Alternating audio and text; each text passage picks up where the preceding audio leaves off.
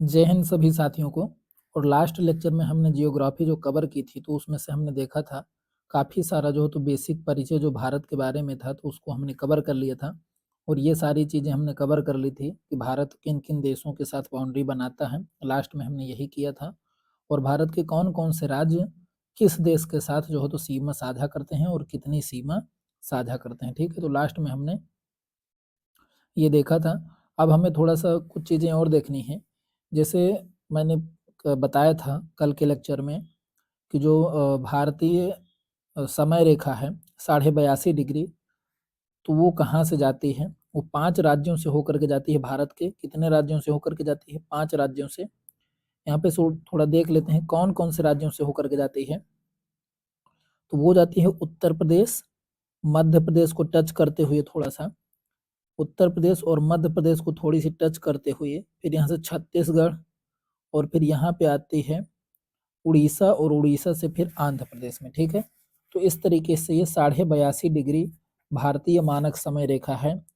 यहाँ पे एक जो शहर है मुख्य रूप से जो भारतीय मानक समय रेखा में पड़ता है वो कौन सा है? नैनी प्रयागराज। तो इसको आपको याद रखना है, बहुत बार क्वेश्चन में आ चुका है नैनी प्रयागराज। ठीक है, तो ये आपको याद रखना है, प्रयागराज का जो नैनी है तो वो इसी के ऊपर से जो हो तो होकर के ये रेखा गुजरती है। अब इसके थोड़ा सा कॉन्सेप्ट हम समझ लेते हैं। इधर दूसरी तरफ समझेंगे कि जैसे हमारा इंग्लैंड है, इंग्लैंड से होकर के प्राइम मेरिडियन यानी जो मुख्य मानक समय रेखा है, मेरिडियन का मतलब समय से रिलेटेड होता है। ठीक है, तो जैसे हमने यहाँ पे एक मैप बनाया और इस तरफ जैसे हमारा इंग्लैंड है और यहाँ पे हमारा भारत है। ठीक है, अब ये जो रेखा है अपनी, तो ये यहाँ के इंग्लैंड के लंदन शहर में जो ग्रीनविच नामक जो शहर है वहाँ से होकर के ये जाती है। और यही जो है तो 0 डिग्री लॉन्गिट्यूड है। जो प्राइम मेरिडियन है तो इसी को 0 डिग्री लॉन्गिट्यूड बोलते हैं, 0 डिग्री जो हो तो देशांतर बोलते हैं। ठीक है, तो यही जो हो तो मुख्य है रेखा है जो 0 डिग्री देशांतर है। तो ये कहाँ से होकर के जाती है? ग्रीनविच शहर से जो इंग्लैंड में है। अब हमारा जो मानक समय है वो कहाँ पर है? 82.5 डिग्री में। कौन सा है? 82.5 डिग्री में। अब हम इसे थोड़ा सा समझते हैं, बहुत डिटेल से ध्यान से समझना है। जैसे हम यहाँ पे पूरी जो हमारी पृथ्वी है वो कितने घंटे में पूरा चक्कर लगाती है? तो 24 घंटे में पूरा चक्कर लगाती है, यानी 360 डिग्री में। कितने? 360 डिग्री 24 घंटे में कवर करती है। यदि हम 1 घंटे की बात करें तो 1 घंटे में ये यदि आप इसको डिवाइड करेंगे तो 24 एक बार जाएगा और फिर 24 पंचे 120, तो 15 डिग्री जाएगा हमारा 1 घंटे में। ठीक है, 15 डिग्री 1 घंटे में, यानी हमारी जो अर्थ है तो 1 घंटे में कितने डिग्री घूम जाती है? 15 डिग्री। और यदि हम 30 मिनट में बात करें, 30 मिनट में बात करें तो ये 7.5 डिग्री घूम जाएगी। ठीक है, तो यहाँ से आपको थोड़ा समझना है। क्वेश्चन ये आता है कि जो भारतीय जो मानक समय रेखा है वो प्राइम मेरिडियन से यानी 0 डिग्री देशांतर से कितने डिग्री कितने घंटे आगे है। ठीक है, जो भारतीय मानक समय है वो इंग्लैंड के समय से कितने घंटे आगे चलता है? तो 5.5 घंटे। अब हम इसे समझते हैं कि कैसे। ये यदि कुछ भी ऐसा क्वेश्चन पूछा जाएगा किसी भी देश के रेफरेंस में, तो यदि आपको वहाँ का जो हो तो मेरिडियन पता है तो उससे आप जो हो तो बता सकते हैं कि कितना आगे पीछे किसी देश से चल रहा है। ठीक है, इसको समझते हैं कैसे। अब जैसे इंग्लैंड का जो है तो क्या है? 0 डिग्री, और भारत का है 82.5 डिग्री। कितना है? 82.5 डिग्री। ठीक है, तो इसको समझते हैं यहाँ पे। यदि यहाँ पे आप देख पा रहे होंगे तो 1 घंटे में 15 डिग्री, 1 घंटे में 15 डिग्री। अब या आप यहाँ पे इसको 82 डिग्री ले जाने का प्रयास करें। यहाँ पे कितनी बार यदि हम यहाँ पे 15 गुणे 15 चौक 60, 15×5 = 75, यदि हम इसको 5 बार गुणा कर दें 15 का तो कितना आएगा हमारे पास? 75 आ जाएगा। कितना डिग्री आ जाएगा? 75 डिग्री। तो यदि आपने 15 में इस तरफ जो हो तो 5 का गुणा किया है तो आपको दूसरी तरफ भी यहाँ पे 5 का गुणा करना पड़ेगा। ठीक है, तो ये हमारा क्या हो जाएगा? 5 घंटे में 75 डिग्री कवर किया। अब हमारे पास कितना बच रहा है अभी? 7.5। यदि 75 में आप 7.5 डिग्री और जोड़ देते हैं तो क्या प्राप्त हो जाएगा? 82 प्राप्त हो जाएगा। कितना प्राप्त हो जाएगा? 82.5 डिग्री।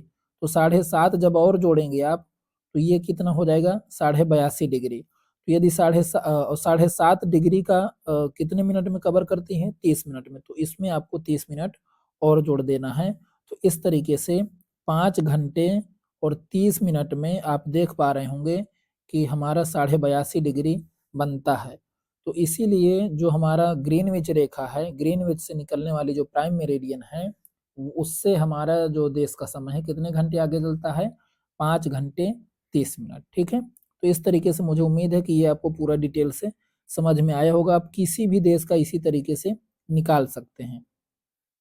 अब यहाँ पे हम आगे चीजों को समझते हैं थोड़ा सा।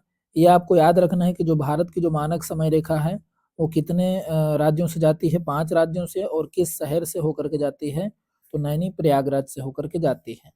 ठीक है, हमने इसमें काफी डिटेल से सारी चर्चा की थी कि कौन सा देश जो हो तो कितनी बाउंड्री शेयर करता है, किससे शेयर करता है। ठीक है, तो ये आपको याद रखना। अगले पेज पे हम बढ़ते हैं। अगला पेज हमारे साथ यहाँ पे हो जाएगा भूगर्भिक संरचनाएं। तो भूगर्भिक संरचनाओं के बारे में हमें अध्ययन करना है।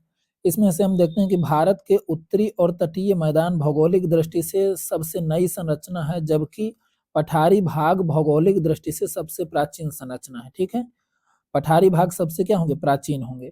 और जो मैदानी भाग होंगे वो क्या होंगे? नए बने हैं। अभी हम इसको बता रहे हैं कैसे। ठीक है, अब देखते हैं यहाँ पे भूगर्भिक संरचनाओं की दृष्टि से भारत को 3 भागों में बांटा जाता है। दक्षिण का प्रायद्वीप, उत्तर का विशाल पर्वतमाला और उत्तर का विशाल मैदानी भाग। ठीक है, भूगर्भिक संरचनाओं के हिसाब से। ठीक है, भूगर्भ से जो मतलब सेंसिटिविटी जो दिक्कतें हुई हैं उसके कारण कौन कौन सी चीजें बनी हैं? तो ये 3 चीजें हमारे बनी हैं भारत में। ठीक है, आगे अगले पेज पे हम यहाँ पे देखेंगे। अगले पेज पे हम देखते हैं। अब यहाँ पे थोड़ा सा समझ लेते हैं। यहाँ पे जो लिखा है दक्षिण का प्रायद्वीप पठार, तो आप यहाँ पे क्या देख पा रहे होंगे? ये ईस्ट है और ये ईस्ट है, ये वेस्ट है।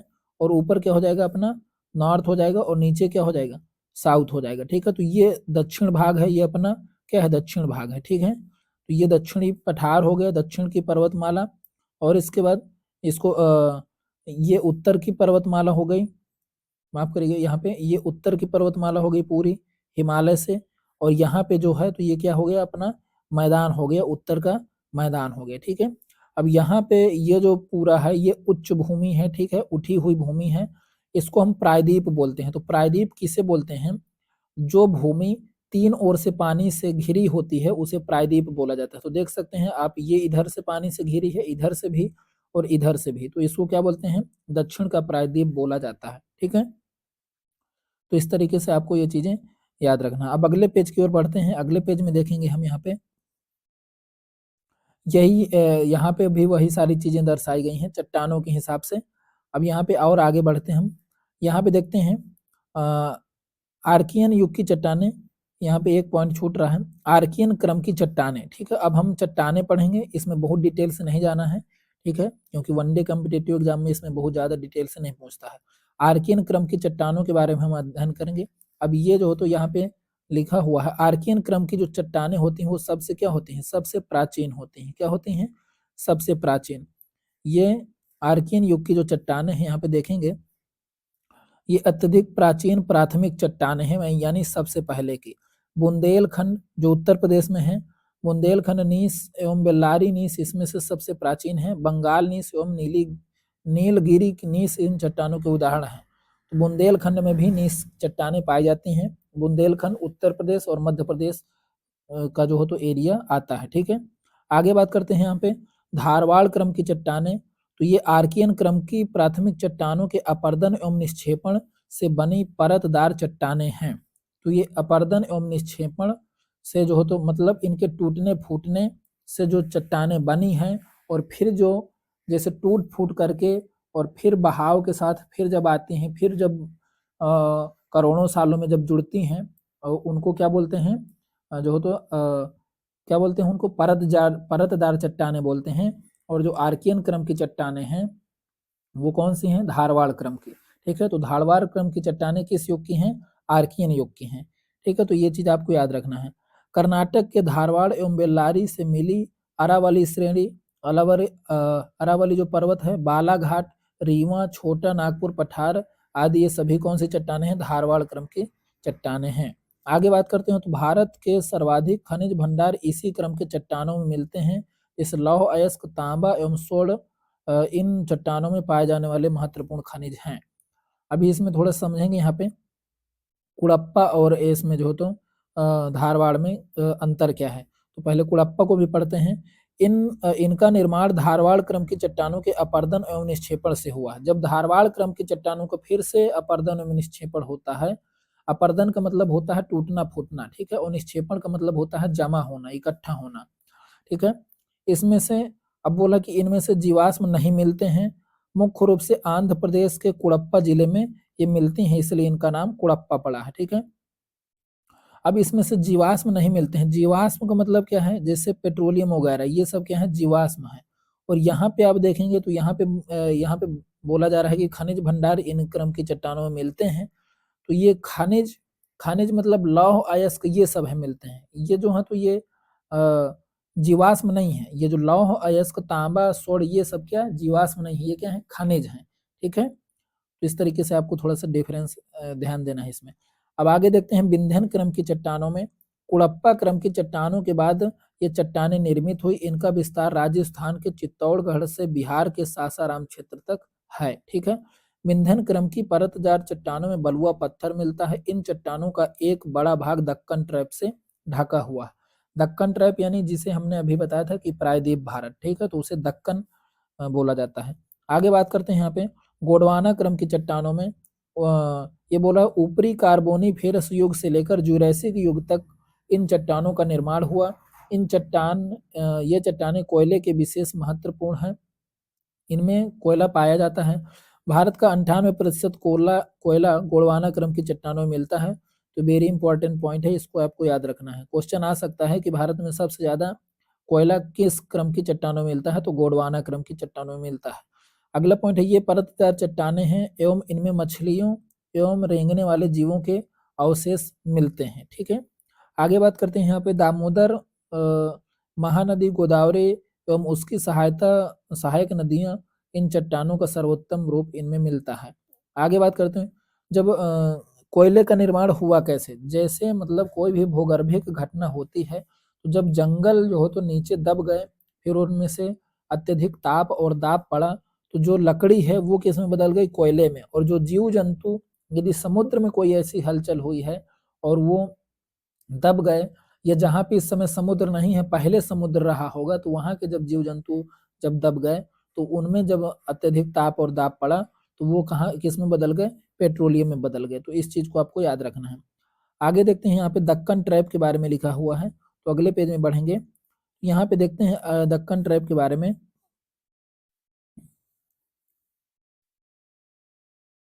दक्कन ट्रैप, इसका निर्माण मेसोजोइक महाकल्प के क्रिटेशियस कल्प में हुआ था।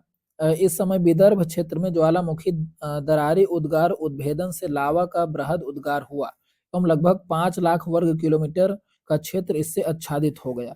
अब इसे समझते हैं कैसे बोल रहा है। जैसे मान कर चलिए ये हमारा दक्कन का इधर से ये है। अब ये बोला है कि ये जो पूरा हिस्सा है, इस जगह पर जो हो तो बड़े बड़े ज्वालामुखी और लावों का विस्फोट हुआ, और ये जो लावा है ये पूरा इधर जो है तो फैल गया, ठीक है। और इससे जब ये ठंडक हुआ तो ये पूरा हमारा दक्कन ट्रैप बन गया, ठीक है। आगे देखते हैं यहाँ पे, इस क्षेत्र में 600 से 1500 मीटर एवं कहीं कहीं 3000 मीटर की मोटाई तक का बैसाल्टिक लावा जमाव मिलता है, ठीक है। यह प्रदेश दक्कन ट्रैप कहलाता है। राजमहल ट्रैप का निर्माण भी इससे भी पहले जुरैसिक कल्प में हो गया था, ठीक है। आगे बात करते हैं, छोटा नागपुर पठार को भारत का रूर प्रदेश कहा जाता है क्योंकि यह खनिज संसाधनों का विपुल भंडार है। तो ये एक वेरी इंपॉर्टेंट क्वेश्चन है। रूर प्रदेश किसे कहा जाता है? भारत का रूर प्रदेश। तो छोटा नागपुर पठार को भारत का रूर प्रदेश कहा जाता है, ठीक है। अब यहाँ पे थोड़ा सा देख लेते हैं भारत का विभाजन। ये काफी इंपॉर्टेंट है, यहाँ से क्वेश्चन आता है। अभी मैं बताता हूँ किस प्रकार से क्वेश्चन पूछते हैं। तो क्वेश्चन आएगा कि भारत को कितने भौगोलिक भागों में विभाजित किया गया है? तो भारत को मुख्य रूप से 6 भौगोलिक विभाजन किए गए हैं। तो वो कौन कौन से हो जाएंगे? यहाँ पे देखते हैं। देखिए यहाँ पे एक तो पहले अपना होता है यहाँ पे उत्तर का जो हो तो पर्वतीय क्षेत्र, फिर यहाँ पर आता है उत्तर का मैदान, ठीक है। और इसके बाद आता है यहाँ पे, ये आता है दक्कन का पठार, ठीक है, यहाँ पे। और एक आता है तटवर्तीय मैदान, तो कितने हो गए, 1 2 3 4, 4 हो गए। और फिर एक आएगा यहाँ पे द्वीप समूह, ठीक है। और एक आएगा हमारे साथ यहाँ पे कौन, मरुस्थल, क्या आएगा, मरुस्थलीय क्षेत्र। तो कितने हो गए, 6 हो गए। आगे बात करते हैं यहाँ पे ये देखिए यहाँ पे लिखा हुआ है उत्तर का पर्वतीय प्रदेश, प्रायद्वीप पठारी प्रदेश, तटवर्ती मैदान, मध्यवर्ती मैदान और द्वीपीय प्रदेश, ठीक है। तो इस तरीके से उत्तर का पर्वतीय प्रदेश यानी हिमालय का एरिया, फिर प्रायद्वीप पठारी प्रदेश यानी ये दक्षिण का भाग, तटवर्ती मैदान यानी किनारे, समुद्र के किनारे किनारे, मध्यवर्ती मैदान यानी हमारे उत्तर प्रदेश, बिहार, मध्य प्रदेश, राजस्थान का एरिया, और फिर द्वीपीय प्रदेश, ठीक है। और इसमें से कई बार जो हो तो यहाँ पे मरुस्थल भी शामिल किया जाता है, ठीक है। तो इसमें शायद नहीं दिया है, 5 या 6 बार बोला जाता है, ठीक है। आगे यहाँ पे बात करते हैं उत्तर पर्वतीय प्रदेश की चर्चा करते हैं। तो यहाँ पर सारी चीजों की बात करेंगे, परिचय, उत्पत्ति, विशेषता, वर्गीकरण, महत्व एवं प्रमुख तथ्यों की चर्चा करेंगे उत्तर के पर्वतीय प्रदेशों के बारे में, ठीक है। तो यहाँ पर देखते हैं हम उत्तर का जो पर्वतीय क्षेत्र है ये हमारा कौन सा है, हिमालय है, ठीक है। कौन सा है, हिमालय। यदि हम ऐसे यदि हम इस प्रकार से भारत की जो हो तो मैप बनाते हैं, तो जो हमारा ऊपर का जो पूरा ऐसे हिमालय बना हुआ है वो क्या है, हमारा उत्तर का पर्वतीय क्षेत्र। तो उसके बारे में हम चर्चा करेंगे आगे, ठीक है। देखते हैं यहाँ पे परिचय में बात करते हैं, नवीन भू आकृतिक संरचना है, ठीक है। सब विश्व की सबसे जो पुरानी पर्वतमाला है वो कौन सी है, आरावली, ठीक है।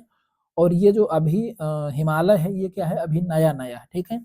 आगे बात करते हैं यहाँ पे, निर्माण भारतीय प्लेट एवं यूरेशियन प्लेट के टकराने से हुआ है। इसको थोड़ा सा समझते हैं। जैसे ये हमारी यूरोप की प्लेट थी और ये हमारा इस तरीके से भारत था, ठीक है। तो भारत जो हो तो जब इस धीरे धीरे खिसक करके इधर पहुंचा, ठीक है।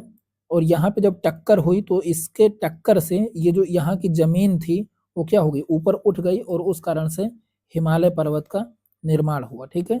तो ये चीज आपको याद रखनी है।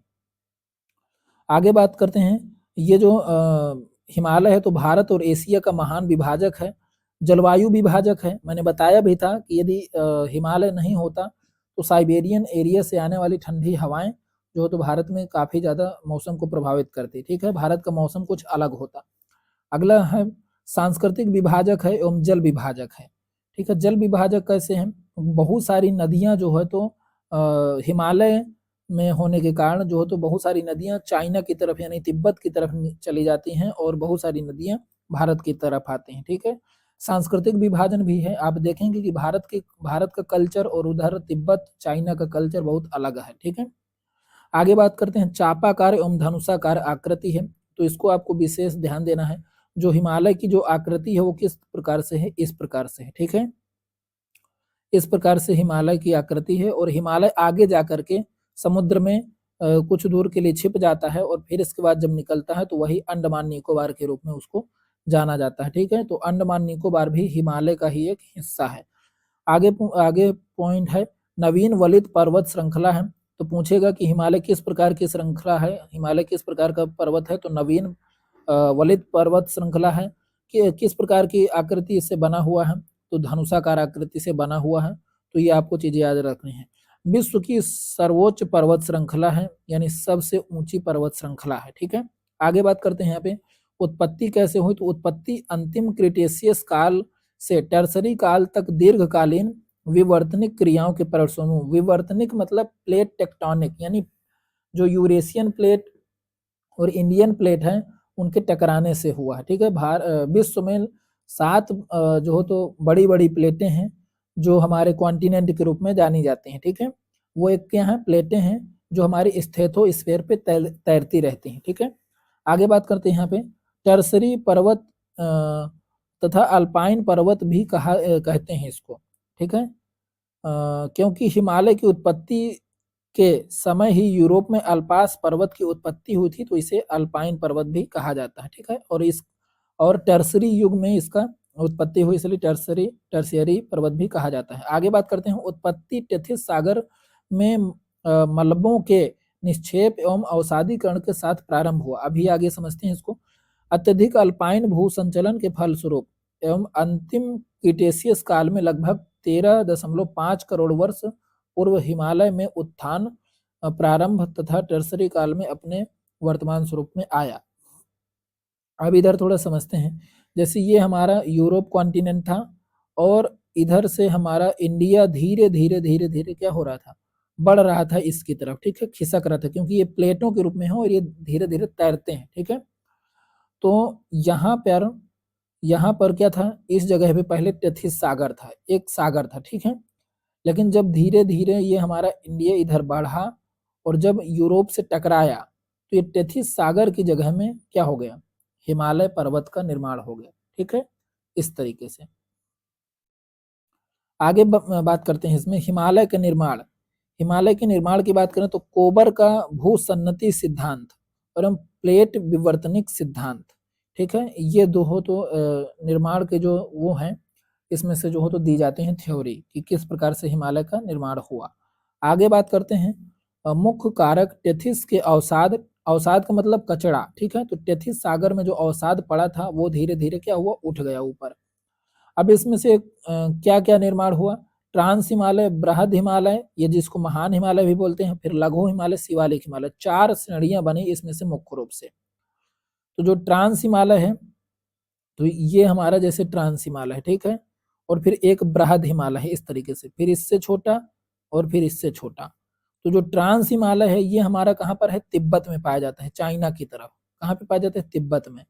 और ये जो श्रृंखला है जो महान हिमालय की जो सबसे ऊंची है, ये भारत नेपाल के जो हो तो पूरे सीमा पर पाई जाती है, ठीक है। तो इस तरीके से आपको याद रखना। तो सबसे पहले निर्माण किसका हुआ, महान हिमालय का या ट्रांस हिमालय का। तो ट्रांस हिमालय पहले से उपस्थित था वहां पे, क्या था, ट्रांस हिमालय पहले से ही उपस्थित था वहां पे। जब इंडिया का जो हो तो क्या हुआ, जब इंडिया उससे टकराया तो उससे धीरे धीरे ट्रांस हिमालय का भी और ऊपर मतलब उसकी भी लंबाई बढ़ने लगी, ठीक है। आगे बात करते हैं यहाँ पे, तो इसको 4 श्रेणियों में बांटा गया है। आगे बात करेंगे इसमें कोबर का भूसन्नति सिद्धांत। कोबर का भूसन्नति सिद्धांत क्या कहता है, अगले पेज में देखेंगे।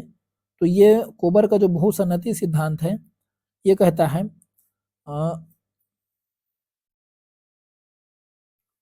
कि भूसन्नतियां लंबे सकरे एवं उथले जलीय भाग होती हैं, ठीक है। तल छटीय निक्षेप के साथ साथ तली में धंसाव होता है। जैसे रांकी का पर्वत, टेथिस टेथिस भूसन्नति, और इनसे क्या हुआ, जो हो तो कई सारे मतलब वलित पर्वतों का निर्माण हुआ। वलित मतलब मोड़दार, ठीक है। अब जैसे मानकर चलिए कि आप गीला आटा ले लिए इधर और इधर, और दोनों को आपस में दोनों को एक दूसरे की तरफ यदि ले जाएंगे तो क्या होंगे, धीरे धीरे फिर वो ऐसे उठ जाएंगे, ठीक है। तो इसी को वलित पर्वत बोला जाता है। इसी प्रकार से इसमें भी हुआ है। आगे बात करते हैं यहाँ पे, ये अभी आपके यहाँ पे कोई भी मतलब का नहीं है, थोड़ा सा प्लेटों की गति के बारे में पढ़ लेते हैं यहाँ पे। भारतीय प्लेट भूगर्भिक रूप से गोंडवाना लैंड का हिस्सा था, ठीक है। जैसे हमारी जो पृथ्वी थी तो उसमें एक बड़ा हिस्सा जो तो किसका था, स्थल का, और पूरा जो हिस्सा था वो क्या था, पूरा जो तो क्या था, इसमें पानी था, क्या था, पानी था, ठीक है। यहाँ पे जो हमारी पूरी एक धरती थी, जो बड़ा सा स्थल था उसको बोला जाता था क्या, पैंजिया। क्या बोला जाता था, पैंजिया बोला जाता था। और जो पूरा इस जगह ये जो पूरा पानी था तो उसको बोला जाता था पैंथालासा। क्या बोला जाता था, पैंथालासा, ठीक है। तो एक बड़ा भूभाग था जिसको पैंजिया बोला जाता था, और पूरी अर्थ में पानी था जिसको पैंथालासा बोला जाता था, ठीक है। इसमें अभी हम आगे इमेज के माध्यम से देखेंगे। तो इसमें फिर इसके बाद ये पैंजिया 2 भागों में टूट गया। किस, पैंजिया जो धरती थी वो 2 भागों में टूट गया, ऊपर वाला लॉरेशिया और नीचे वाला गोंडवाना, ठीक है। ऊपर वाला लॉरेशिया और नीचे वाला गोंडवाना। जो लॉरेशिया था, तो जितने भी आप इस समय कॉन्टिनेंट देख रहे हैं, चाहे उत्तरी अमेरिका हो, चाहे यूरोप हो, चाहे एशिया हो, ये सब किसके बने हैं टूट करके? लॉरेशिया से। और जितने नीचे के आप कॉन्टिनेंट देख रहे हैं, चाहे दक्षिणी अमेरिका हो, चाहे अफ्रीका हो, और इसके बाद ऑस्ट्रेलिया वगैरह और अंटार्कटिका, ये सब किससे बने हुए हैं? जो तो हमारे गोंडवाना से। अब बात ये आती है कि भारत किससे बना है? तो भारत जो हो तो बना है किससे? भारत अपना बना है गोंडवाना लैंड से, लेकिन ये धीरे धीरे शिफ्ट होकर के ऊपर पहुंच गया और एशिया से जुड़ गया। तो इसको हम अभी मैप के माध्यम से देखेंगे, ठीक है, एक अगले पेज में। तो यहाँ पे हम पहले कवर करते हैं। लगभग 20 करोड़ वर्ष पूर्व गोंडवाना लैंड से विखंडित होकर भारतीय प्लेट लगातार उत्तर पूर्व दिशा में गति करती रही, जो निम्नलिखित है, ठीक है। किस तरीके से? इसको हम इरेज करते हैं। जैसे हमारा यहाँ पे एक प्लेट था, ठीक है। अब इंडियन जो प्लेट है वो अगले मैप में ही देखते हैं, तभी समझ में आएगा। ये देखिए यहाँ पे आप समझेंगे, ये देखिए जो पैंजिया है पूरा, और पूरी अर्थ में क्या है? जो ये है पूरा पानी है, इसको बोलेंगे पैंथालास, ठीक है। फिर आगे आप देख पा रहे होंगे इसमें मैप में, इसमें थोड़ा सा दिखा पा रहा है कि ये जो ऊपर वाला है ये टूट गया लॉरेशिया में, और नीचे वाला गोंडवाना लैंड में। किसमें टूट गया? लॉरेशिया और गोंडवाना लैंड में। फिर यदि आप और आगे की ओर बढ़ेंगे तो यहाँ पे देखेंगे कि ये जो हो तो और आपको विखंडित दिखाई दे रहा है, ये और अलग हो गया, ये और ये और, इस तरीके से। तो ये जो आपको दिख रहा है यहाँ पे आप देख पा रहे होंगे, ये जो आपको दिख रहा है जिसमें मैं रेड सिक्स सर्कल कर रहा हूँ, ये क्या है? उत्तरी अमेरिका हो, ये क्या है? दक्षिणी अमेरिका है, ठीक है। और ये क्या है? पूरा एशिया है। और ये क्या है? ये है अफ्रीका। और ये जो यहाँ पे छोटा सा दिख रहा है, ये कौन सा है? इंडिया है, जो धीरे धीरे गति करते हुए आगे बढ़ेगा। और इधर पे क्या है? ये अंटार्कटिका है, और ये अपना क्या है? ऑस्ट्रेलिया है, ठीक है। तो यहाँ पे आप चीजों को समझ पा रहे होंगे। अब धीरे इसके आगे फिर और हम आगे बढ़ते हैं इस तरफ। यहाँ पे देख पा रहे होंगे कि और जो हो तो सेपरेशन हमें दिखाई देता है इन सबके बीच में। यदि हम और नीचे की ओर बात करें तो यहाँ पे फिर ये हमें वर्तमान स्थिति दिखाई देती है। ये देखिए यहाँ पे उत्तरी अमेरिका, दक्षिणी अमेरिका, एशिया, अफ्रीका, और यहाँ पे ऑस्ट्रेलिया और इंडिया जाकर के यहाँ पे जुड़ गया है। तो ये किस तरीके से जुड़ा है? यहाँ पे ये आपको गति दिखाई गई है। इस तरीके से धीरे धीरे इंडिया ऊपर की ओर खिसकता हुआ चला गया, ठीक है। और लास्ट में जाकर के यहाँ से जुड़ गया। और इधर पे क्या था? ये यहाँ पे लिखा हुआ है यूरोपियन प्लेट और रसियन प्लेट। तो ये क्या हो गया? यूरेशिया हो गया, ठीक है। और यूरेशियन प्लेट से जाकर के अपना इंडिया टकरा गया, ठीक है। और उसी टकराने से जो तो क्या हुआ, जो जहां पर टेथिस सागर था उसका जो मलबा था, मलबा कचड़ा, वो उठ करके धीरे धीरे पर्वत के रूप में वलित होकर के बन गया, ठीक है। तो अगले यहाँ पे देखते हैं क्या लिखा है यहाँ पे इस पेज में।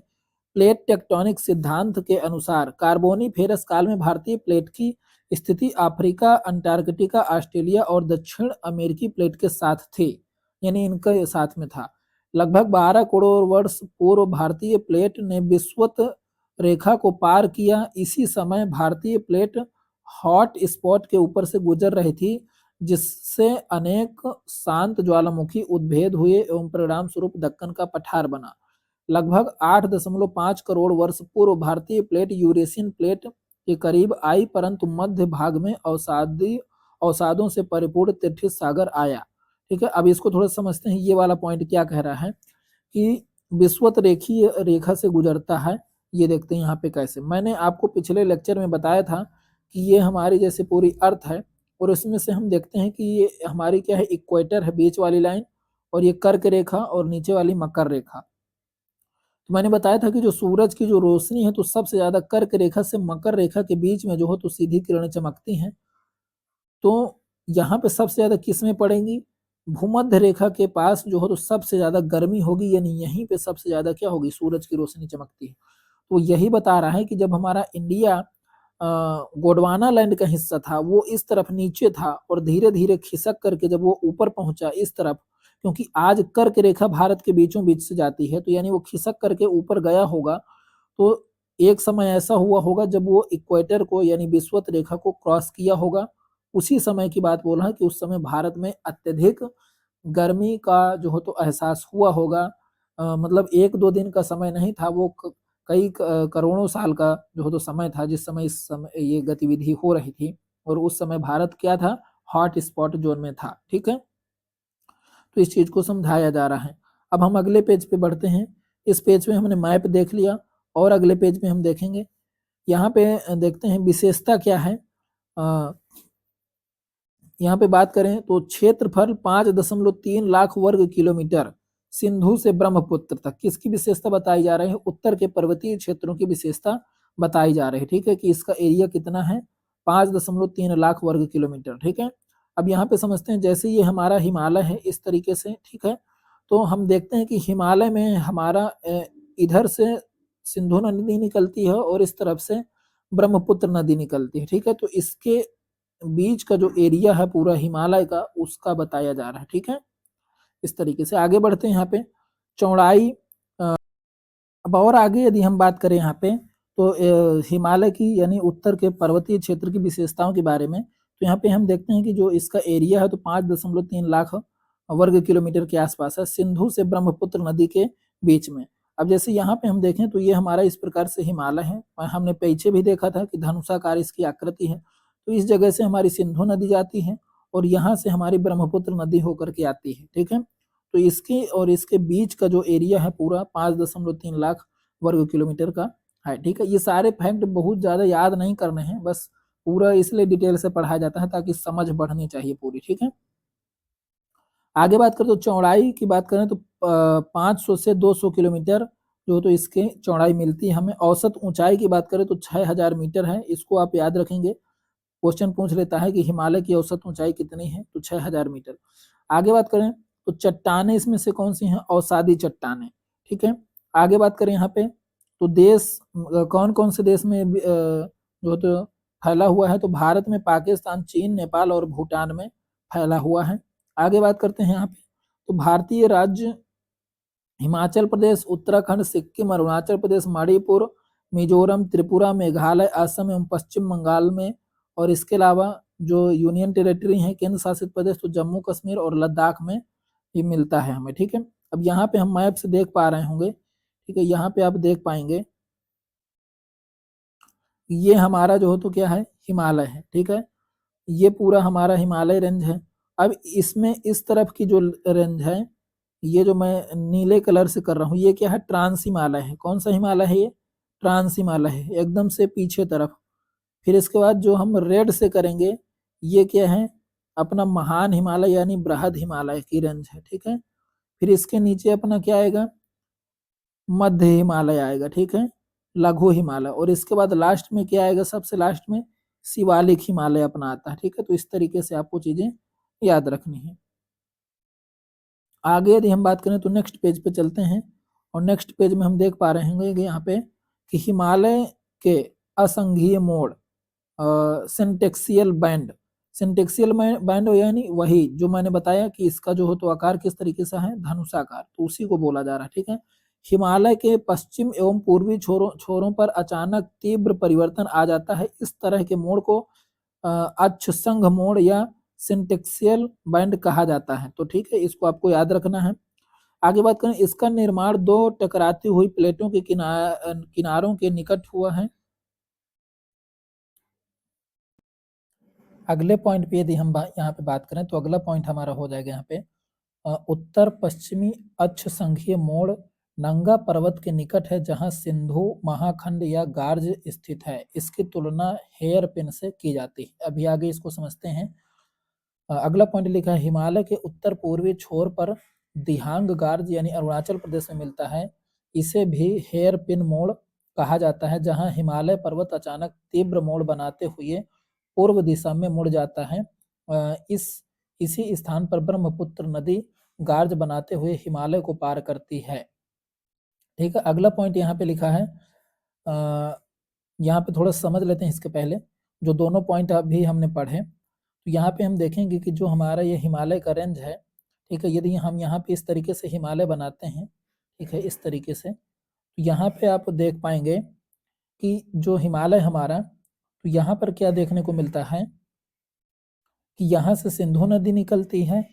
ठीक है, और यहाँ से तिब्बत जो हो तो हिमालय के पार से इस तरफ से ब्रह्मपुत्र बहती हुई आती है और यहाँ से हिमालय को काट करके जो तो ब्रह्मपुत्र नदी इस तरफ आ जाती है, ठीक है, इस तरफ आ जाती है। तो यहाँ पे जो इसका जो हिस्सा है इसको नंगा पर्वत बोलते हैं। क्या बोलते हैं? नंगा पर्वत। और सबसे इधर का जो बिंदु है तो उसको बोलते हैं नामचा पर्वत।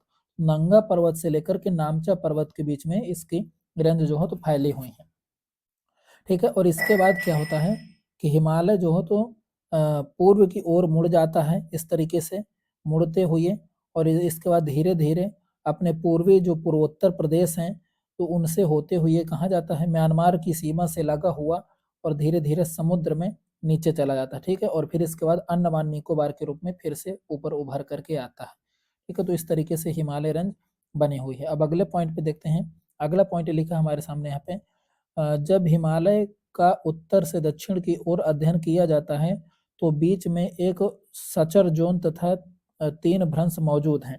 अब इसको थोड़ा समझते हैं कैसे हैं। जैसे ट्रांस हिमालय हमने देखा था, जैसे यहाँ पे फिर से हम एक बार बनाते हैं हिमालय की रेंजेस को। जैसे ये हमारा ट्रांस हिमालय हो गया, और इसके बाद ये रेड वाला हमारा जो तो हो गया बृहद हिमालय। इसको इस तरीके से बनाते हैं, एक सेकंड। जैसे हमारा ये ट्रांस हिमालय हो गया, ठीक है, ये ट्रांस हिमालय की रेंजेज हैं। और इसके बाद यदि हम बनाते हैं बृहद हिमालय, तो बृहद हिमालय की रेंजेज हो गई इस तरीके से। और इसके नीचे आएगा हमारा मध्य हिमालय, ठीक है, ये हमारा मध्य हिमालय हो गया। और इसके बाद हमारा नीचे आएगा शिवालिक हिमालय। क्या आएगा? शिवालिक हिमालय, जो और छोटा छोटा है, ठीक है, इस तरीके से। अब यहाँ पे जो इनके बीच में जो जगह है ये इसकी बात हो रही है कि इसको क्या बोलते हैं, ठीक है। तो यहाँ पे यदि हम बात करेंगे तो इसको ट्रांस हिमालय, इसको बोला जाता है सचर जोन। क्या बोलेंगे?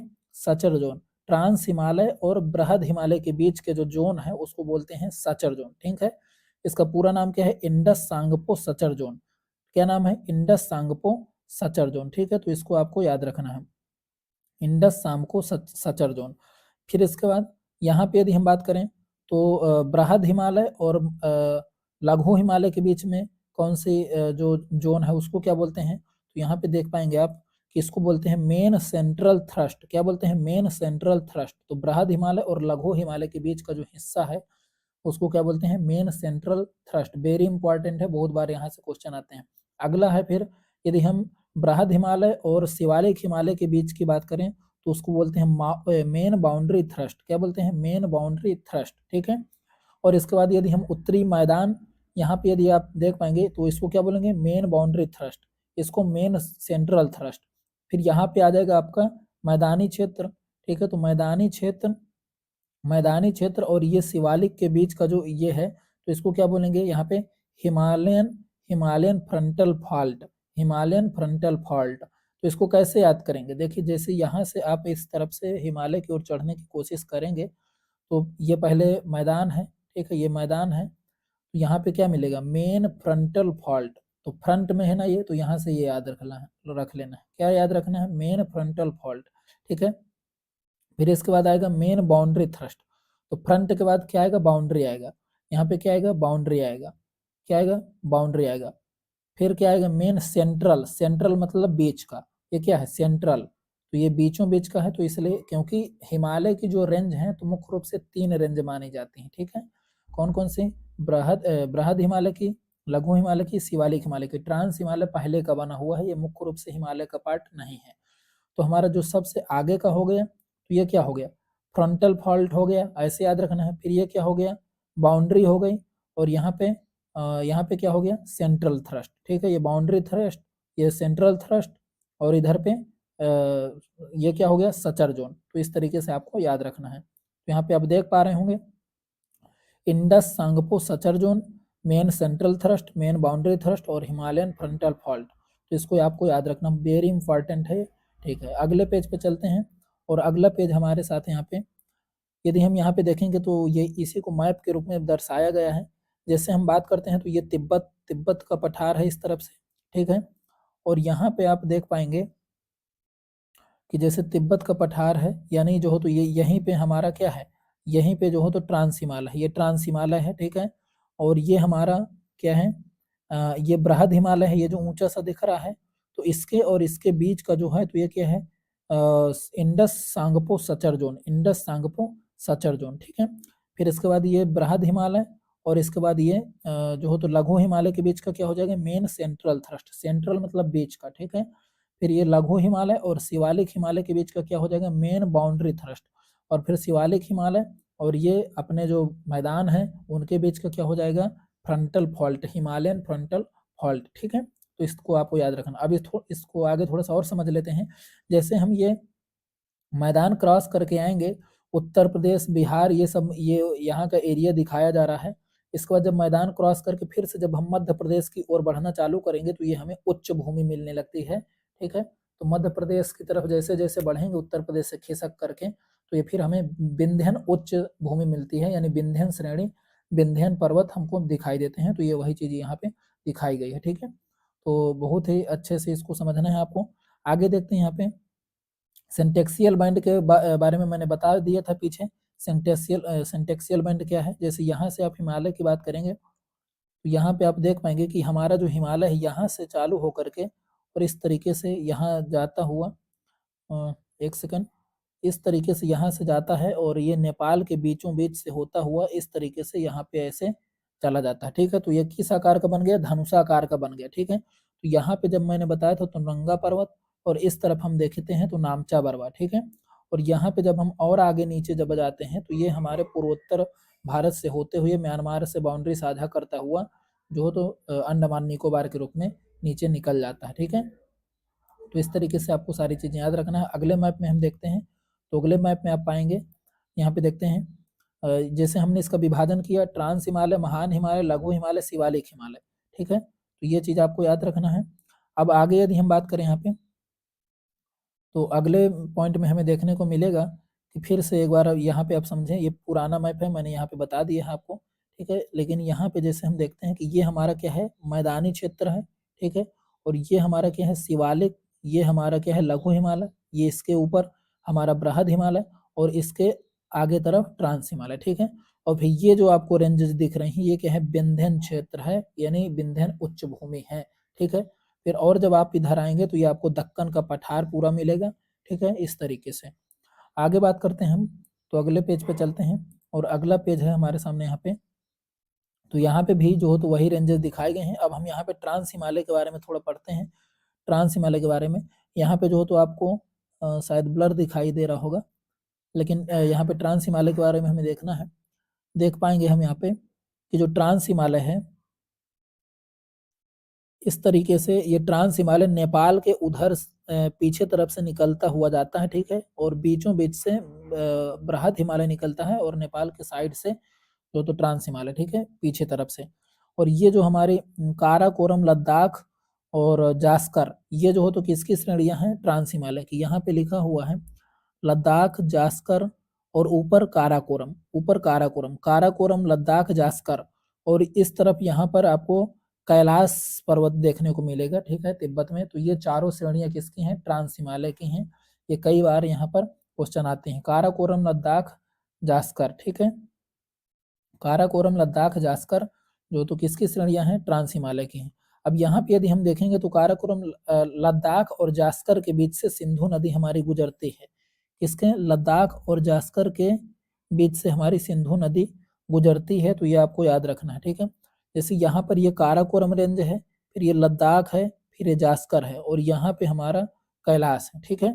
तो हमारी जो सिंधु नदी है वो किसके किसके बीच में निकलती है, काराकोरम, सॉरी माफ करिएगा, लद्दाख और जास्कर के बीच से, इस जगह से यहाँ से निकल के ये इस तरीके से जाती हैं, ठीक है। तो यहाँ पे आपको ये चीज याद रखनी है।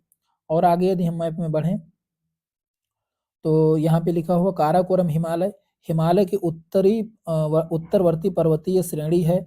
उत्पत्ति मुख्य हिमालय के साथ ही अल्पाइन भू संचलन से हुई थी, ठीक है, थोड़ी बहुत आगे उससे, ठीक है। आगे यदि हम पॉइंट क्यों बात करें यहाँ पे, तो इसकी जो सर्वोच्च चोटी है तो कौन सी है, केटू गाडविन आस्टिन, केटू गाडविन आस्टिन जो है वो है सर्वोच्च चोटी, केटू गाडविन आस्टिन, ठीक है। भारत की सर्वोच्च चोटी लेकिन वर्तमान में पाक अधिकृत कश्मीर में है। ये कहाँ पर किसके कब्जे में है इस समय, पाकिस्तान के कब्जे में, ठीक है।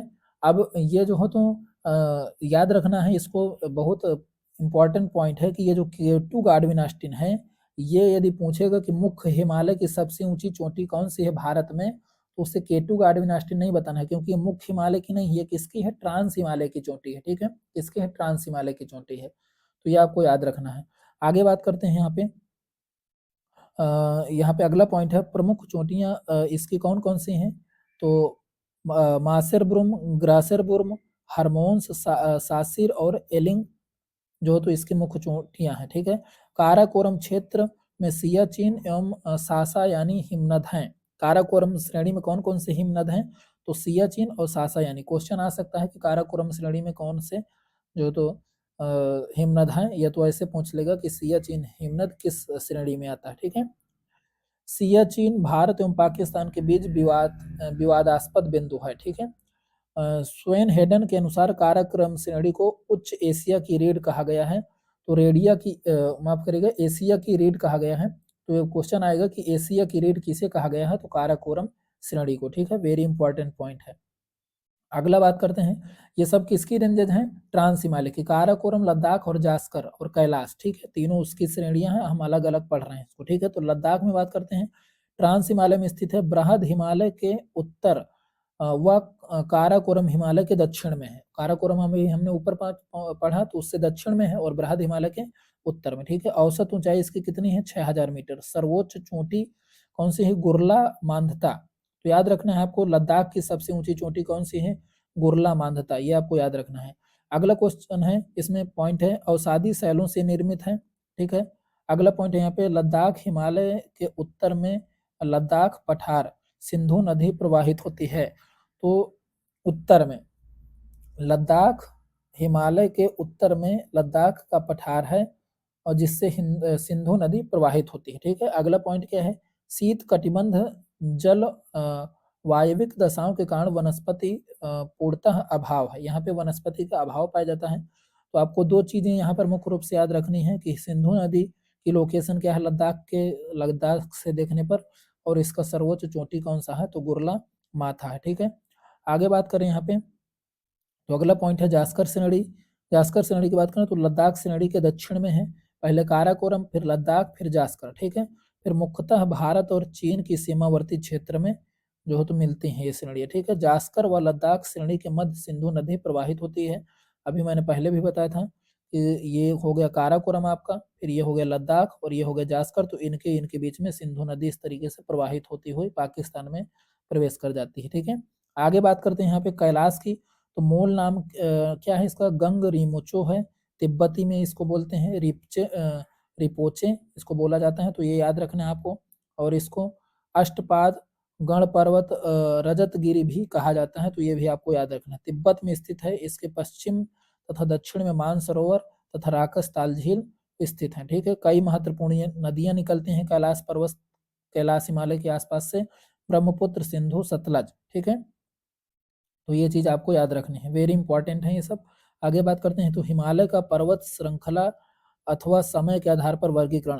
तो ट्रांस हिमालय, महान हिमालय, और फिर अगले पेज में देखेंगे तो आपको मिलेगा लघु हिमालय एवं शिवालिक हिमालय। ठीक है, ये हो गया लघु हिमालय, फिर शिवालिक हिमालय। ये मैंने आपको कई बार जो हो तो बता दिया। आगे बात करते हैं यहाँ पे, तो अगले पेज में हम बात करते हैं यहाँ पे महान हिमालय की बात करें। ट्रांस हिमालय हमने पढ़ लिया, ट्रांस हिमालय में इतना ही था। ठीक है, ट्रांस हिमालय की सबसे ऊंची चोटी कौन सी है, केटू गार्डविन ऑस्टिन। तो ये आपको याद रखना है। अगला पॉइंट हमारे सामने महान हिमालय के लिए। अब महान हिमालय में हम बात करें पहले, तो हम पहले ट्रांस हिमालय को निपटाते हैं। देखिए, ये काराकोरम रेंज, और ये काराकोरम, लद्दाख, पीर पंजाल, ये जो आपकी रेंज है, ये काराकोरम, लद्दाख और ये पीर पंजाल, ये किसकी श्रेणियां हैं, जो तो ट्रांस हिमालय की हैं। ठीक है, लेकिन अभी हमें पढ़ना है किसको, अभी हमें पढ़ना है महान हिमालय के बारे में। तो इसमें हम अगला पॉइंट देखते हैं, पश्चिम से पूर्व की ओर लगभग 2400 किलोमीटर की लंबाई धनुषाकार। ठीक है, इसकी जो लंबाई कितनी है, लगभग 2400 किलोमीटर। ये क्वेश्चन में कई बार आ चुका है। अगला पॉइंट है विस्तार, पश्चिम में नंगा पर्वत से लेकर के पूर्व में नामचा बरवा तक है, मैं ये भी बता चुका। अधिकांश भाग लगभग वर्ष भर हिमाच्छादित यानी हिम से ढका हुआ, बर्फ से ढका हुआ होता है। अगला पॉइंट है औसत ऊंचाई 6000 मीटर, लेकिन कई चोटी 8000 मीटर से भी ऊंची होती है। ठीक है, अगला पॉइंट हमारे सामने सर्वोच्च चोटी माउंट एवरेस्ट है। अगला पॉइंट है भारत में स्थित सर्वोच्च चोटी कंचनजंगा है। अब इसको थोड़ा सा देखते हैं, ये कंचनजंगा जो है तो ये कहाँ पर है, सिक्किम में। कहाँ पर है, सिक्किम में है। तो ठीक है, इसको आपको याद रखना है। वो जो केटू गाडविन ऑस्टिन थी तो वो भी भारत में स्थित थी, लेकिन वो किसके कब्जे में है, पाकिस्तान के। लेकिन वो किसका हिस्सा है, ट्रांस हिमालय का। और विश्व की जो सबसे ऊंची चोटी है वो कौन सी है, माउंट एवरेस्ट, लेकिन वो नेपाल में स्थित है। फिर दूसरी सबसे ऊंची चोटी कौन सी है, कंचनजंगा है। ठीक है, मुख्य हिमालय की जो कंचनजंगा है तो वो कहाँ पर है, सिक्किम में। तो आपको ये याद रखना। अगला पॉइंट हम देखते हैं कि प्रमुख चोटियाँ नंदा देवी जो महान हिमालय है उसकी कौन कौन सी प्रमुख चोटियाँ हैं, तो नंदा देवी, केदारनाथ, बद्रीनाथ, धौलागिरी, कंचनजंगा, नंगा पर्वत, गोसाईनाथ, और आगे मकालू, अन्नपूर्णा, मंसालू और हरमोस। ठीक है, तो ये चोटियाँ आपको मुख्य रूप से देखने को मिलती हैं। अगला पॉइंट यदि हम यहाँ पे बात करें तो माउंट एवरेस्ट 8,848 मीटर का है। अब इसको 8,850 मीटर लिखा जाने लगा है। ठीक है, क्योंकि लगातार जो हो तो हमने पहले भी बात की थी कि जो प्लेट टेक्टोनिक जो घटना है उससे जो हो तो यूरेशियन प्लेट और इंडियन प्लेट टकराती हैं, उससे आज भी जो हो तो हिमालय की ऊंचाई धीरे धीरे बढ़ रही है। ठीक है, तो यहाँ पे देखेंगे कि कंचनजंगा की ऊंचाई कितनी है, तो कंचनजंगा की ऊंचाई है 8,598 मीटर, मकालू की 8,481 मीटर, धौलागिरी की 8,172 मीटर, नंगा पर्वत की 8,126 मीटर। तो ये भी आपको साथ में याद रखना है। ठीक है, 4-5 चोटियाँ ज़रूर आपको याद रखना है। अगले पेज में चलते हैं और अगला यहाँ पे हमारे सामने है अन्नपूर्णा की ऊंचाई जो हो तो कितनी है, 8,078 मीटर, नंदा देवी की 7,817 मीटर और नामचा बरवा की 7,756 मीटर। तो सभी की नहीं याद रखनी है, एक दो की याद रखनी, बाकी सीक्वेंस थोड़ा सा जरूर याद रखना है कि कौन सा अधिक ऊंचा है कौन सा कम ऊंचा। ठीक है, आगे बात करते हैं यहाँ पे हिमालय का पर्वत श्रृंखला अथवा समय के आधार पर वर्गीकरण। तो ट्रांस हिमालय, महान हिमालय, लघु हिमालय, शिवालिक हिमालय। ठीक है, तो ये हुआ। अब यहाँ पे हम मध्य हिमालय की बात करते हैं। हमने दो देख लिया, ट्रांस हिमालय देख लिया, बृहद हिमालय देख लिया, अब मध्य हिमालय देखेंगे। ठीक है, तो मध्य हिमालय की बात करते हैं यदि हम यहाँ पे, तो इसकी ऊंचाई कितनी है, इसकी ऊंचाई है 1500 से 4500 मीटर औसत। मुख्य हिमालय द्वारा ग्रेट बाउंड्री फॉल्ट से अलग होता है, ये हमने पहले भी देख लिया था। प्रमुख चोटियाँ इसकी कौन सी हैं, महाभारत श्रेणी, मसूरी, पहाड़ों की रानी जिसे बोला जाता है, नागटिब्बा और धौलाधर, पीर पंजाल। ठीक है, आगे बात करते हैं यहाँ पे, तो हिल स्टेशन की बात करें तो मसूरी, शिमला, कुल्लू मनाली, नैनीताल, रानीखेत, अल्मोड़ा, डलहौजी, दार्जिलिंग मध्य हिमालय के निचले भाग में स्थित हैं। यानी पहले ये मध्य हिमालय है और इसके इस तरफ ये स्थित हैं। ठीक है, इस तरफ नहीं, इस तरफ स्थित हैं, तो यहाँ पर लोग घूमने जाते हैं। ठीक है, आगे बात करते हैं यहाँ पे, कोणधारी वन और ढालों पर छोटे छोटे घास के मैदान पाए जाते हैं, जिसे कश्मीर में उन घास के मैदानों को मर्ग तथा उत्तराखंड में बुग्याल या प्यार कहा जाता है। ठीक है, तो वेरी इंपॉर्टेंट है, वेरी इंपॉर्टेंट पॉइंट है ये, तो आपको ये याद रखना। ठीक है, आगे बात करते हैं यहाँ पे, अगले पेज पे चलते हैं और अगला यहाँ पे है हमारे सामने बृहद हिमालय और मध्य हिमालय के मध्य जम्मू कश्मीर की घाटी, हिमाचल प्रदेश में लाहौल स्पीति की घाटी, उत्तराखंड में पुष्प घाटी, नेपाल में काठमांडू घाटी स्थित हैं। ठीक है, बृहद हिमालय और मध्य हिमालय के बीच में। ठीक है, तो जम्मू कश्मीर की घाटी स्थित है, हिमाचल प्रदेश में लाहौल स्पीति की घाटी स्थित है, उत्तराखंड में फूलों की घाटी स्थित है और नेपाल में काठमांडू की घाटी स्थित है। तो ये कभी क्वेश्चन बन सकता है। आगे बात करें यदि यहाँ पे, तो अब हम देखेंगे शिवालिक को। शिवालिक की बात करें यहाँ पे, तो शिवालिक हमारा जो है तो सबसे निचला हिस्सा है। ठीक है, और अगले पेज में हम देखते हैं शिवालिक के बारे में। तो हिमालय का सबसे नवीन भाग कौन सा है, शिवालिक है। औसत ऊंचाई इसकी 600 से 1500 मीटर है। बाह्य हिमालय या दक्षिणी हिमालय इसको कहा जाता है। ठीक है, क्योंकि ये यदि हम पूरे हिमालय की बात करें, 4 रेंजों की बात करें, तो इसमें से ये शिवालिक है और लास्ट में किस डायरेक्शन में पड़ेगा, इनके इधर से देखने पे साउथ में, तो ये इसको दक्षिणी हिमालय भी बोला जा सकता है इस प्रकार से। ठीक है, अगले पॉइंट की यदि यहाँ पे हम बात करें, तो मध्य हिमालय से एक गहरी घाटी द्वारा अलग होता है, जिसे पश्चिम जिसे पश्चिम भाग में दून तथा पूर्वी भाग में द्वार कहा जाता है। ठीक है, जिसे मध्य हिमालय से एक गहरी घाटी द्वारा अलग होता है। ठीक है, जो घाटियाँ हैं, जो शिवालिक हिमालय और मध्य हिमालय के बीच में जो घाटियाँ हैं, उनको भारत के पश्चिमी हिस्से में, यानी कहाँ पे, कश्मीर तरफ, हिमाचल प्रदेश तरफ, यहाँ पे जो हो तो क्या बोला जाता है, दोन बोला जाता है, और पूर्वी भागों में द्वार बोला जाता है। तो जैसे देहरादून, ठीक है, चुम्बी दून, क्रिया दून, कोटली दून और हरिद्वार, अलीपुर द्वार। ठीक है, तो ये जैसे आपको पूर्व में द्वार देखने को मिलेगा और पश्चिम में दोन बोलने को सुनने के लिए मिलता है। ठीक है, घाटियों के जो बीच का हिस्सा है। आगे बात करते हैं तो शिवालिक हिमालय के विभिन्न नाम, इसको गोरखपुर के पास डोंडुआ बोला जाता है। क्या बोला जाता है, गोरखपुर में डोंडुआ। पूर्व की ओर चुरिया या मूरिया भी बोला जाता है। जम्मू में जम्मू पहाड़ी, अरुणाचल प्रदेश में डूला मेरी एवं मिसमी पहाड़ी भी जो हो तो सुनने को मिलता है। और ये सब किसकी रेंजेज हैं, ये शिवालिक हिमालय की जो तो रेंजेज में आती हैं। ठीक है, आगे बात करें यहाँ पे तो मध्य हिमालय एवं शिवालिक हिमालय के मध्य में कुल्लू मनाली की घाटियाँ हिमाचल प्रदेश में, और दून की घाटियाँ उत्तराखंड में जो हो तो देखने को मिलती हैं। और पूर्व की ओर द्वार, जैसे पश्चिम बंगाल एवं असम में इनको द्वार बोला जाता है। ठीक है, यहाँ पे थोड़ा सा हम और देखते हैं, इसको समझते हैं हिमालय को और ठीक से। जैसे ये हम बात करते हैं तो ये तिब्बत का पठार है। ये क्या है, तिब्बत का पठार है। और ये हमारा क्या है, ये यहाँ पर ट्रांस हिमालय है। ठीक है, क्या है, ये ट्रांस हिमालय के हिस्से हैं ये सब यहाँ तक। ठीक है, ये हमारा पूरा ट्रांस हिमालय है और ये तिब्बत का पठार है इस तरीके से। और ये अपना क्या हो गया, ट्रांस हिमालय। फिर यहाँ पे यदि हम बात करें तो ये तो एक ग्रेटर हिमालय हो गया। ठीक है, ये क्या हो गया, ग्रेटर हिमालय हो गया। यदि यहाँ पे बात करें हम तो ये क्या हो गया, हमारा मध्य हिमालय हो गया। ये क्या हो गया, मध्य हिमालय हो गया। और फिर यदि हम यहाँ पे बात करते हैं तो ये हमारा क्या है, शिवालिक हिमालय। और ये हमारा क्या है, ये जो तो हिस्सा है ये क्या है, मैदानी क्षेत्र है।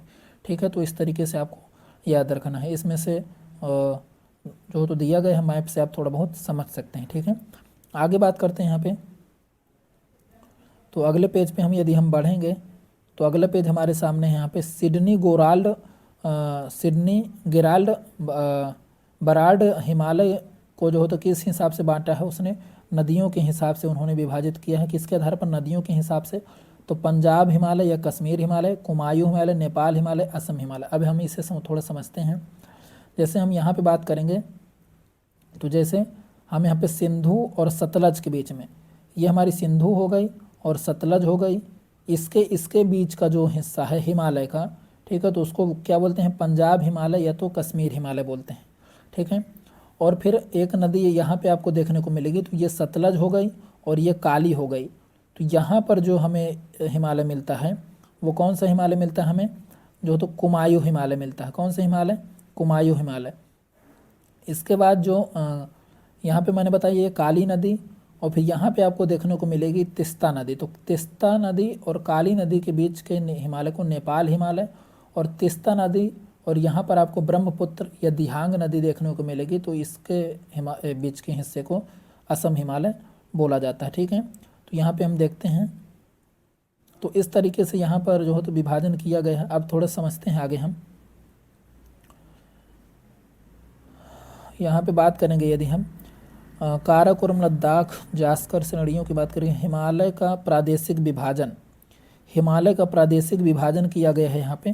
ठीक है, तो ये हमने श्रेणियाँ पहले भी थोड़ा सा पढ़ ली थी। देखिए ये काराकोरम है, फिर ये लद्दाख है, और ये लास्ट में जास्कर है, और ये हमारा जो ग्रेट हिमालय है। ठीक है, ये इस तरीके से। ठीक है, ये हमारा कौन सा है, ग्रेट हिमालय, जो पूरा लगातार है। ठीक है, और ये हमारा यहाँ पे कुछ और श्रेणियाँ दी गई हैं, जैसे धौलाधार श्रेणी, माफ़ करिएगा, धौलाधार नीचे वाली है और ऊपर वाली पीर पंजार। ठीक है, तो ये भी आपको याद रखना है। तो यदि हम यहाँ से श्रेणी को उत्तर से दक्षिण के क्रम में लगाने की कोशिश भी करें तो कैसी श्रेणी लगेंगी, काराकोरम, लद्दाख, जास्कर, फिर इसके बाद पीर पंजाल और इसके बाद धौलाधार। ठीक है, और यहाँ पे आपको जो तो इसके इस तरफ तिब्बत के हिस्से में आपको कैलाश श्रेणी देखने को मिलती है। ठीक है, आगे समझते हैं थोड़ा सा। तो यहाँ पे उन्होंने 4 हिस्सों में बांटा, पंजाब या कश्मीर हिमालय, फिर कुमायूं हिमालय, नेपाल हिमालय, असम हिमालय। अब हम बात करते हैं पंजाब या कश्मीर हिमालय की। तो सिंधु से सतलज नदी के जो बीच का जो हिस्सा है उसको क्या बोलते हैं, पंजाब या कश्मीर हिमालय बोला जाता है। लगभग 560 किलोमीटर लंबाई है इसकी। जम्मू कश्मीर, लद्दाख तथा पंजाब और हिमाचल प्रदेश इसमें आते हैं। ठीक है, जम्मू कश्मीर, लद्दाख, पंजाब और हिमाचल प्रदेश 2 केंद्र शासित प्रदेश और 2 अपने राज्य जो हो तो इसमें आते हैं। आगे बात करते हो तो हिमालय की सर्वाधिक चौड़ाई इसी भाग में देखने को हमें मिलती है। आगे बात करते हो तो वैष्णो देवी का मंदिर, अमरनाथ की गुफा तथा चिरार शरीफ पंजाब हिमालय के अंतर्गत ही आते हैं। ठीक है, तो वैष्णो देवी का मंदिर और अमरनाथ गुफा और चिरार ए शरीफ पंजाब हिमालय में हमें मिलते हैं। आगे बात करते हैं यहाँ पे, तो इसमें मुख्य श्रेणियाँ कौन सी हैं, काराकोरम, लद्दाख, जास्कर, पीर पंजाल, धौराधार, ये हमें श्रेणियाँ देखने को मिलती हैं किसमें, जो तो पंजाब या कश्मीर हिमालय में। घास के मैदान गुलमर्ग, सोनमर्ग में देखने को मिलते हैं। डल और बूलर जैसी स्वच्छ पानी की झीलें देखने को मिलती है। पैंगयांग्सो तथा सोमू रीरी लवड़ी जो हो तो झीलें हमें मिलती हैं।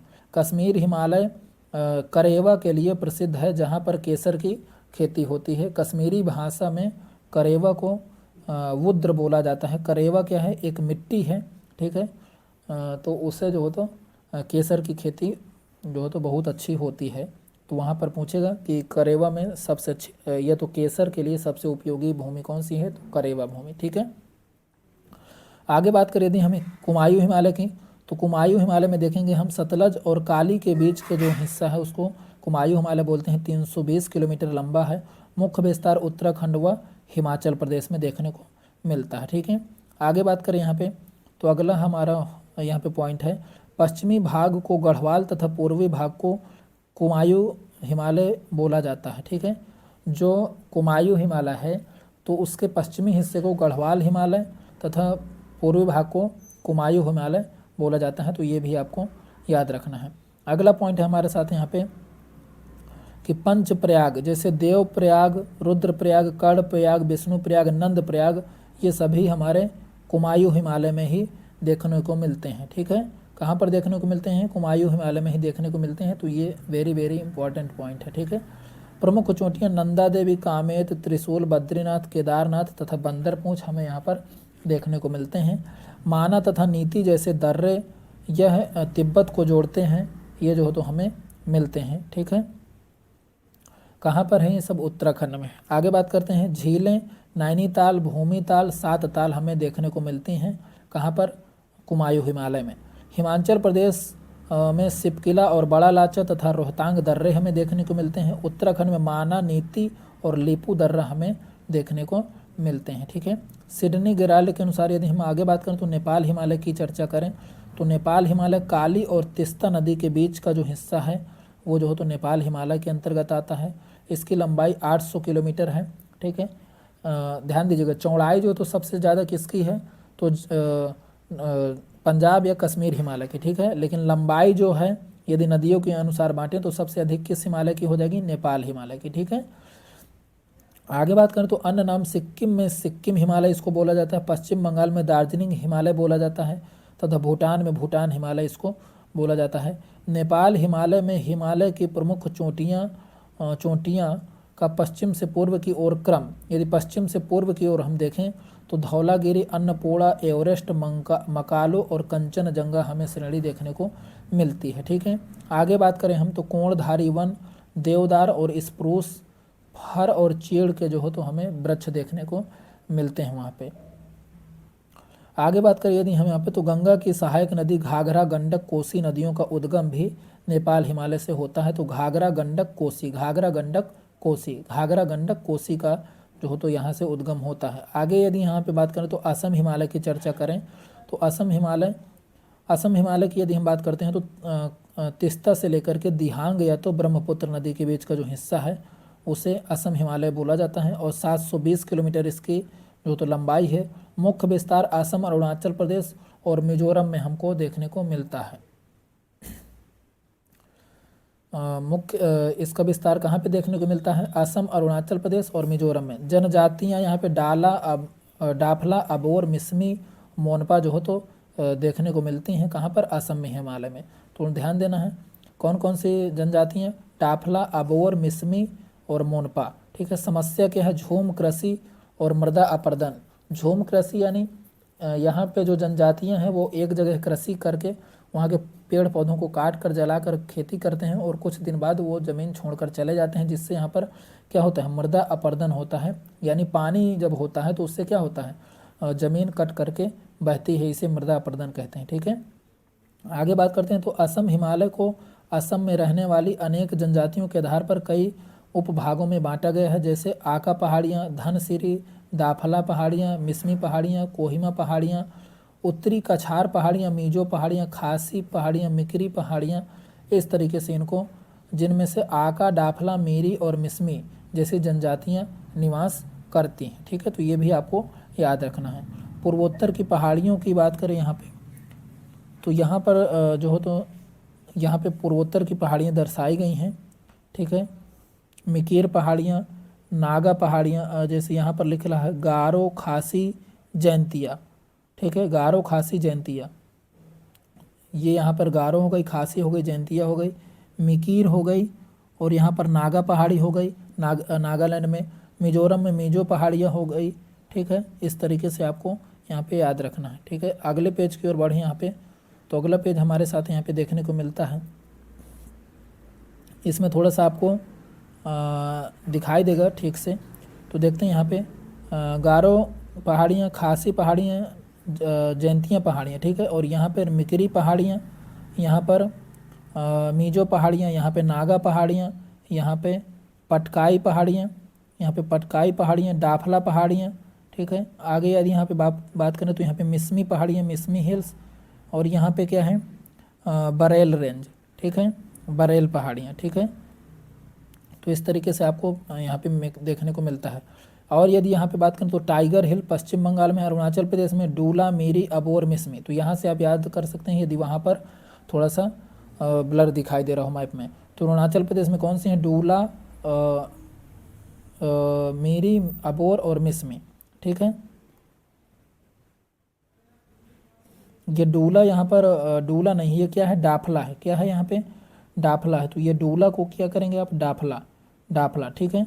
आगे बात करें यहाँ पे तो पटकाई बुम्ब की पहाड़ियाँ अरुणाचल प्रदेश में है, नागा पहाड़ियाँ नागालैंड में, लाइमा डोल की पहाड़ियाँ मणिपुर में हैं, याद रखना। मिजो पहाड़ियाँ मिजोरम में हैं, बराइल की पहाड़ियाँ असम में हैं, रैगमा और मिकिर असम में हैं, गारो, खासी, जैंतिया मेघालय में पाई जाती हैं, मेघालय राज्य में, लेकिन ये हिमालय का हिस्सा नहीं है। ये मेघालय का हिस्सा नहीं है।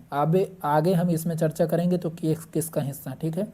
जब हम इधर से बात करेंगे, जब हम पढ़ेंगे कि छोटा नागपुर पठार, तो ये छोटा नागपुर के पठार का उधर तक विस्तार माना जाता है गारो, खासी, जैंतिया में। ठीक है। जबकि उधर से यदि आप पूर्वोत्तर और जो आगे के जो राज्य हैं, जैसे अरुणाचल प्रदेश, नागालैंड, मणिपुर, तो इधर से जो हिमालय का जो हिस्सा मुड़ करके आता है, तो वो जो रेंजेज हैं गारो, खास माफ़ करिएगा, जो अबोर, मिसमी और ये सब जो हैं, तो वो किसकी हैं? जो हो तो हिमालय की हिस्सा मानी जाती हैं। आगे बात करते हैं यहाँ पे, तो खासी पहाड़ियों पर मेघालय की राजधानी शिलांग और चेरापूंजी स्थित हैं। अगला पॉइंट है यहाँ पे, मेघालय में मैदान नहीं है, मेघालय का पठार या शिलांग का पठार कहते हैं। तो मेघालय को क्या कहा जाता है? मेघालय का पठार या तो शिलांग का पठार कहा जाता है। ठीक है। आगे यहाँ पे यदि हम बात करें तो अगले पॉइंट की, अब यहाँ पे हमारा जो हो तो आज का इतना टॉपिक हो चुका है। ठीक है। अब ये हमारा एंड रहा, लेक्चर भी काफ़ी बड़ा हो गया है। ठीक है। तो इसके आगे हम कल करेंगे। ठीक है। तो आज के लिए इतना ही। जय हिंद, जय भारत।